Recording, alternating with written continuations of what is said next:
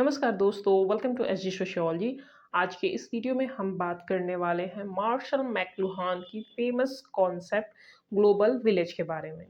Global village का concept उन्होंने सबसे पहले 1960 के दशक में दिया था।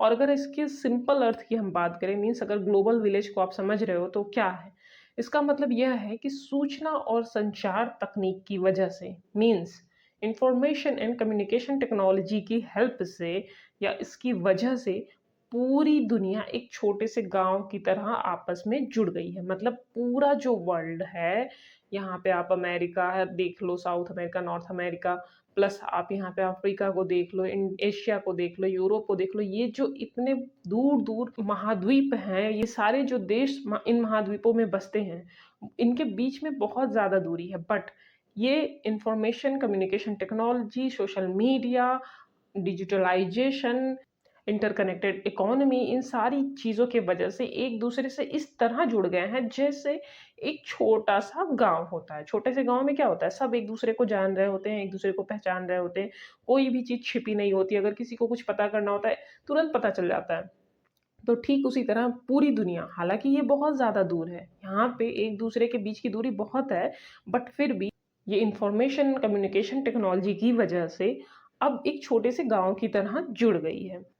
अगर हम ग्लोबल विलेज कॉन्सेप्ट की बात कर रहे हैं तो इस जुड़े की पॉइंट्स क्या हैं? देखो, ग्लोबल विलेज के कॉन्सेप्ट में आप बात करोगे इंस्टेंट कम्युनिकेशन। क्यों इसी के थ्रू ना बात हो रही है लोगों की। अगर एक इंसान यहाँ पे है, एक इंसान यहाँ पे है, इन दोनों के बीच में मीलों की दूरी है, फिर भी अगर उन्हें एक दूसरे से बात करनी है, दे कैन कॉल या एक दूसरे को मैसेज कर सकते हैं और वो उसी टाइम पे उससे बातें कर सकते हैं। या अगर वो इस कंट्री में है, फॉर एग्जांपल कोई इंडियन है, वो अमेरिकन से बात कर रहा है या रशियन से बात कर रहा है, वो उसी टाइम पे अगर उसने कॉल रिसीव कर ली है या मैसेज का रिप्लाई कर रहा है तो उनसे बात हो सकती है। मतलब दूरी और समय जैसे मानो सिकुड़ गए हैं, इन दोनों के बीच की दूरी आपको दिख रही है। बट जब आप बात कर रहे हो कॉल्स या मैसेज के थ्रू, तो आप एक दूसरे से दूर नहीं हो। क्यों? क्योंकि आपकी बातें हो रही हैं, आप एक दूसरे से जुड़ पा रहे हो, एक दूसरे से कनेक्ट कर पा रहे हो।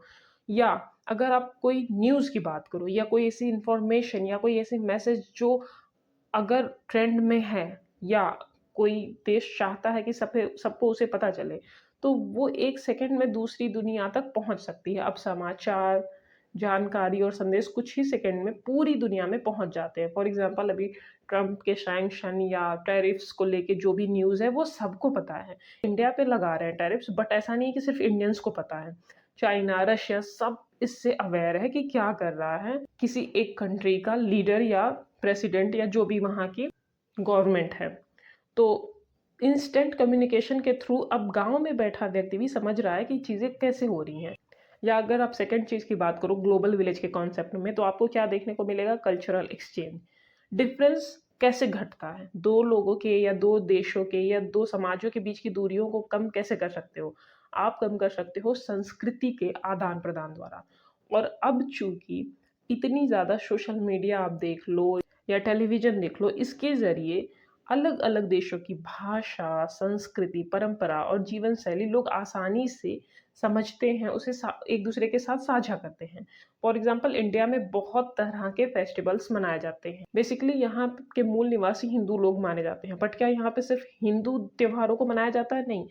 दुनिया में जितने भी तरह के त्योहार हैं और उनसे जुड़े लोग अगर इंडिया में रहते हैं, तो वो त्योहार यहाँ पे मनाए जाते हैं। आप देख लो, ईद है, होली है, दिवाली है, क्रिसमस है, हर तरह के फेस्टिवल्स यहाँ पे मनाए जाते हैं। अदर कंट्रीज़ में भी कुछ इसी तरह की चीज़ें देखने को मिलती हैं। मतलब कल्चरल जो एक्सचेंज है, वो एक रीज़न है कि दुनिया एक-दूसरे से जुड़ गई है। फ़िल्में देख लो आप, संगीत देख लो, फैशन, मीम्स वैश्विक स्तर पर फैलते हैं। किसके ज़रिए?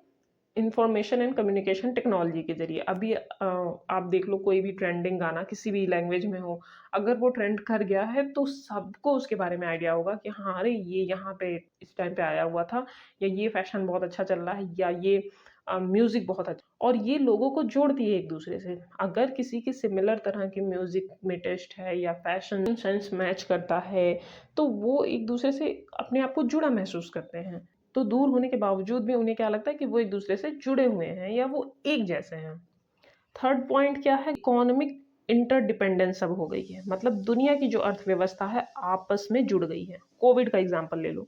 महामारी जब आई थी सबके शेयर मार्केट में गिरावट देखने को मिली थी, सबकी इकोनॉमी पे उसका अर्थ पड़ा था। क्यों? क्योंकि किसी एक देश की आर्थिक समस्या या उपलब्धि का असर दूसरे देश पे भी पड़ने लगता है जब आप एक दूसरे से जुड़ते हो। और ग्लोबल विलेज का कॉन्सेप्ट इसीलिए दिया गया है क्योंकि अब जो देश हैं, अब जो कंट्रीज़ हैं, वो एक दूसरे से काफ़ी ज़्यादा जुड़ गई हैं, एक दूसरे पर इंटरडिपेंडेंस उनकी बढ़ गई है। और आर्थिक परस्पर निर्भरता के साथ-साथ साझी वैश्विक चुनौतियाँ भी देखने को मिलती हैं। चाहे आप आतंकवाद का ले लो एग्ज़ाम्पल, चाहे साइबर सुरक्षा ले लो, महामारी जैसे कि कोविड की हमने बात करी थी, या क्लाइमेट चेंज, ये जैसी समस्याएँ हैं ना, ये ऐसा नहीं है कि किसी एक कंट्री को प्रभावित कर रही हैं या किसी एक कंट्री पे इसका इम्पैक्ट आएगा, नहीं, सब इससे प्रभावित होने वाले हैं। तो जब एक दूसरे से आप जुड़ चुके हो, एक दूसरे के साथ इतने इंटरकनेक्टेड हो चुके हो, तो शेयर्ड ग्लोबल चैलेंजेस भी आपको मिलेंगे साथ में। चुनौती है तो किसी एक देश के लिए नहीं है, मतलब अगर अमेरिका ने टैरिफ इंडिया पे लगाए हैं तो ऐसा नहीं है कि इंडिया ही इसको भुगतेगा। इसका इम्पैक्ट सारे देशों पे पड़ेगा क्योंकि ये एक साइकिल बन चुका है। सब एक दूसरे से जुड़े हुए हैं, सबका सिस्टम एक दूसरे से कनेक्टेड है। यहाँ पे कुछ लो फेज़ आएगा तो उसका असर इस कंट्री पे, इस कंट्री पे, इस कंट्री पे, सारी कंट्रीज़ पे आएगा। एंड लास्ट इम्पोर्टेंट पॉइंट क्या है? एकता और टकराव। एक तरह से तो हम बहुत ज़्यादा एक दूसरे से जुड़ चुके हैं। उनके बीच की दूरी अब मायने नहीं रखती क्योंकि हम एक ही टाइम पे कॉल, मैसेजेस या एक दूसरे से कनेक्ट कर सकते हैं। बट एक गांव की तरह दुनिया में अब सहयोग और नज़दीकी बढ़ने के साथ ही साथ मतभेद और टकराव भी तेज हुए हैं। मतलब यूनिटी भी आपको देखने को मिलेगी कि साथ ही साथ कॉन्फ्लिक्ट, ये हर सोसाइटी में होता है। एक ही टाइम पे आपको सहयोग और संघर्ष दोनों ही तरह की प्रक्रियाएं देखने को मिलेंगी। तो देशों के बीच में यूनिटी आई है तो उनके बीच में टकराव भी देखने को मिलते हैं, यानी उनमें भी वृद्धि हुई है।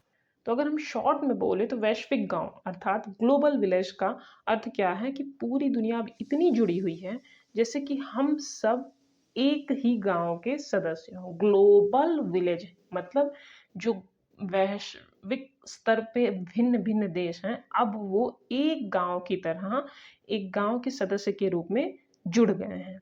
एग्जाम्पल्स की हमने बात करी थी, जैसा कि यहाँ पे लिखा हुआ है, social media, Facebook, WhatsApp, Instagram, YouTube, एक ही समय पे करोड़ों लोग आपस में जुड़ते हैं। ट्रेंड कैसे होता है?